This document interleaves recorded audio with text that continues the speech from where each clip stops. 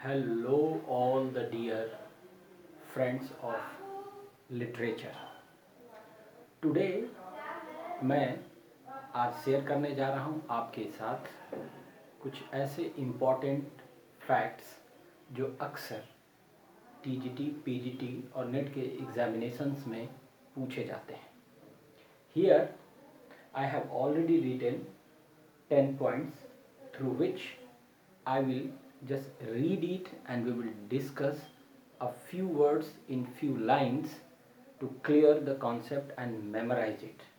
Student, you should just read it very carefully क्योंकि अक्सर करके जब हम लिटरेचर पढ़ते हैं, आपस में बैठते हैं, तो ये सवाल कॉमन होते हैं. ऐसे जो पॉइंट्स हैं वो बहुत सारे हैं. चूँकि सबको एक साथ एक वीडियो में बनाना शायद पॉसिबल नहीं है, इसलिए हम पॉइंट वाइज चलेंगे. अगर आपको पसंद आएगा तो बिल्कुल उसको कमेंट करिएगा, और अगर आपके जो भी सुझाव होंगे वो भी आप कमेंट में दीजिएगा. It will always be welcome. तो let's start. So according to the heading, जैसा कि हम यहाँ देख रहे हैं, important father founder in English literature. तो इसमें हम क्या देखते हैं? पहला है फादर ऑफ इंग्लिश पोएट्री किसको कहा जाता है. तो मुझे लगता है कि जो भी लिटरेचर पढ़ने वाले हैं इस सवाल का जवाब बहुत आसानी से देंगे. मैंने पूरा नाम उन कवियों का या लेखकों का नहीं लिखा है, लेकिन जब हम बात करेंगे इसको पढ़ते वक्त तो निश्चित तौर पे हम उसका पूरा नाम लेने की कोशिश करेंगे.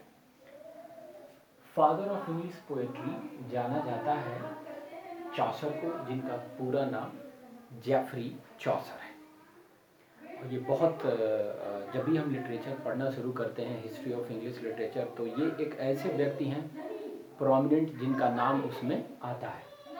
दूसरा, क्योंकि यहाँ पे मैंने डॉट डॉट कर दिया है, father of English prose. Father of English prose king Alfred को कहा जाता है. किसे कहा जाता है? Father of English prose king Alfred को कहा जाता है. फिर अगला थर्ड पॉइंट है फादर ऑफ इंग्लिश नॉवेल किसको जाना जाता है? Henry Fielding. Father of English novel Henry Fielding को जाना जाता है. चौथा हमारा पॉइंट है father of modern prose, English modern prose आप इसको कह सकते हैं. इंग्लिश में जो लिखने की परंपरा प्रोज की, जिसको कहा जाता है एसेइस्ट भी कहा जाता है, फादर ऑफ इंग्लिश एसे भी कहा जाता है इनको, father of English modern prose भी कहा जाता है, फ्रांसिस बेकन को. Shortly his name is taken as Bacon. His full name is Francis Bacon. Another point is what? 5 number पे देखते हैं father of English novel. Father of English novel ये जाना जाता है हेनरी फील्डिंग साहब को. Father of English novel, okay, Henry Fielding को कहा जाता है. हमारा अगला पॉइंट है that is father of historical novel. Father of historical novel के रूप में जाना जाता है सर वॉल्टर स्कॉट को. Sir Walter Scott is known as the father of historical novel. Father of historical novel. Another one is 7th number point, father of revenge tragedy. Students and dear friends, this is very important thing. Father of revenge tragedy is Thomas Kidd. Thomas Kidd को father of revenge tragedy जाना जाता है. And Prince of English essayist जाना जाता है Charles lamb को.